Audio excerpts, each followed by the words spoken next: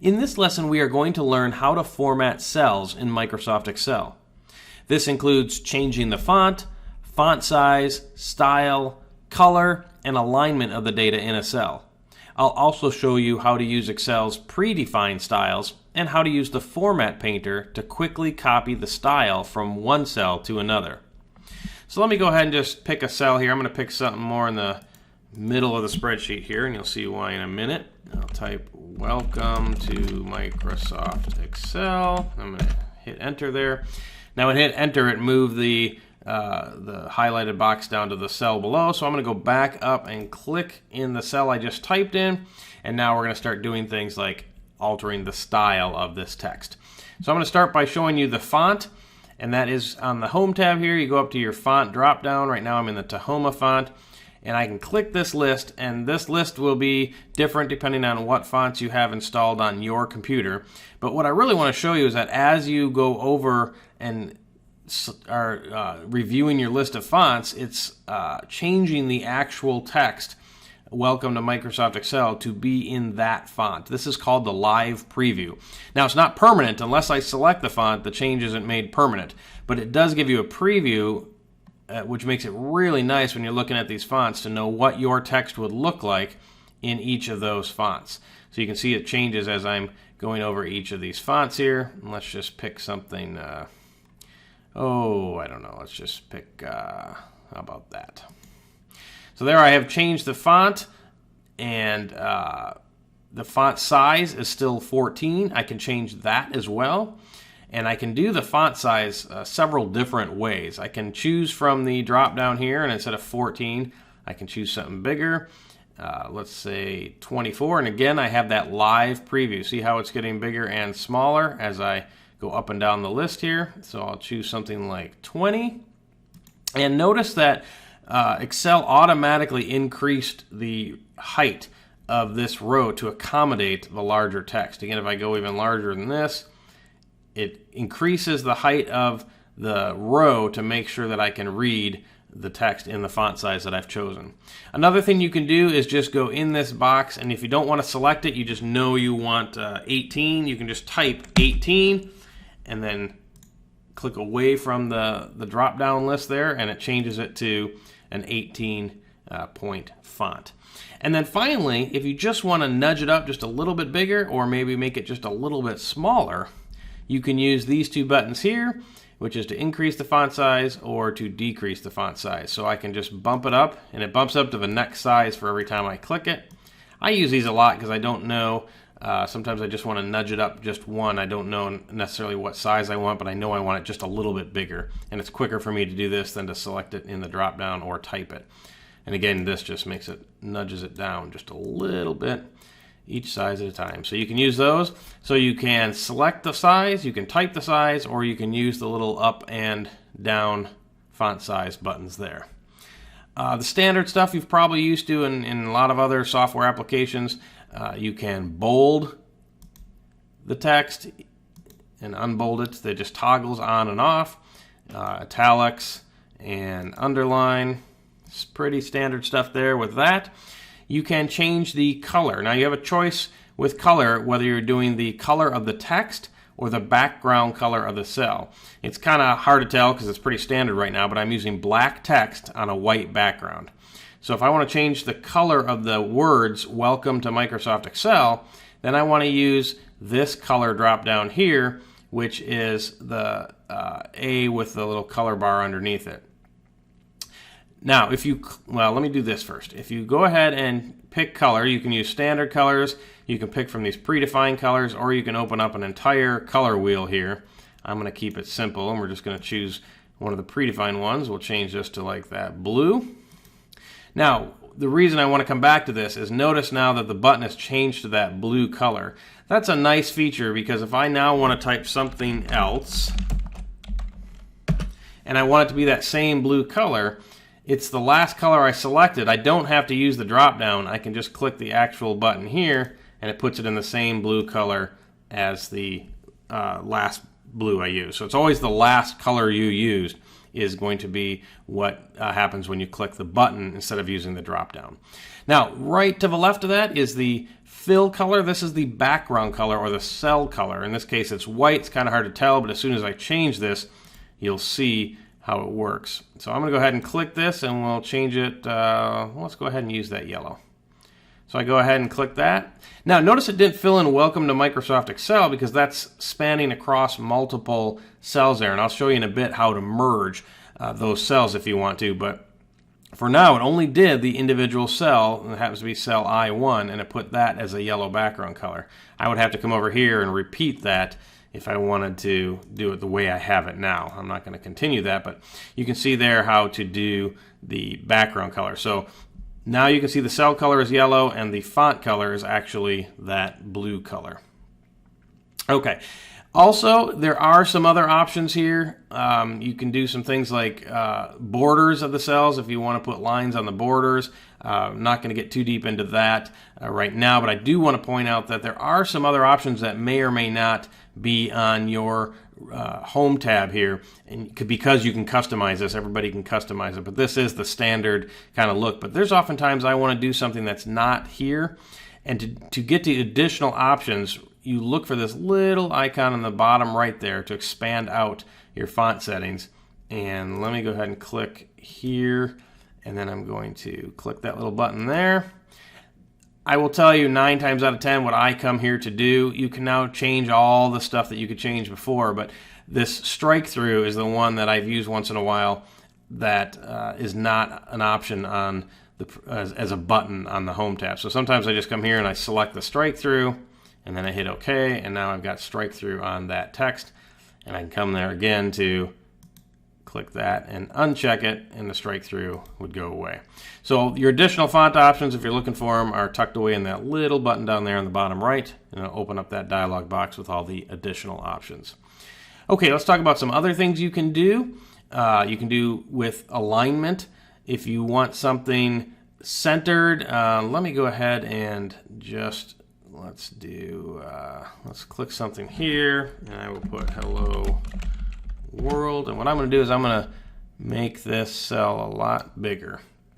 So right now it is left justified.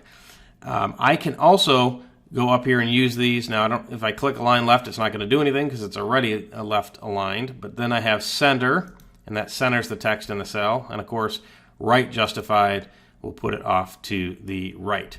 Now if you notice above, there's also some vertical alignment, top, middle, and bottom.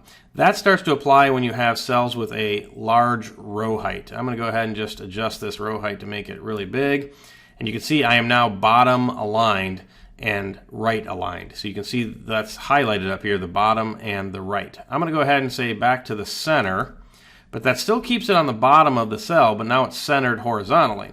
So for vertical, I can now click top, and it puts it up there, or I can click middle, and it puts it in the middle of the cell, or I could go back to bottom down there. Then we have these increase and decrease indents. I don't use these very often, but you can. Let me go ahead and put this back to left aligned. If you want to just indent this text a little bit, you can just click that. For each time you click it, it indents, and you can see it put a little indent in there without having to put a bunch of spaces before the word. And then I can go ahead and reverse that by clicking the decrease indent button. So if you want to indent some text for some reason, you can use those buttons just like you could in Microsoft Word. And then a really cool feature that I like, and I'm actually going to just, let's see, I'm going to kind of just start a new sheet here. I know we haven't maybe learned that yet. That isn't another lesson. But I'm going to show you an example of something that happens often, and people don't know that they can do this, and it's a really simple style change you can make that makes your spreadsheet a lot more readable. So let's say I'm doing some, see, I'll jump down to row 2 here, some ice cream flavors or something. Let's see, I don't know if these are actual flavors or not. Peanut butter Oreo, and then chocolate chip cookie dough. And here I'm going to put mint chocolate chip. Maybe these are sales or something for ice cream. So we'll put, let's just do 2, 3, 4, and 5, 6, 7 or something. Now, what happens here is I have really long ice cream names, so they don't quite fit in the cells.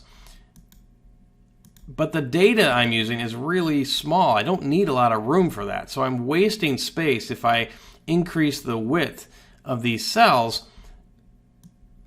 like this for each one, because the data within it, look how wide I have to get for chocolate chip cookie dough. I'm wasting a ton of space when the actual data is just a single digit number there.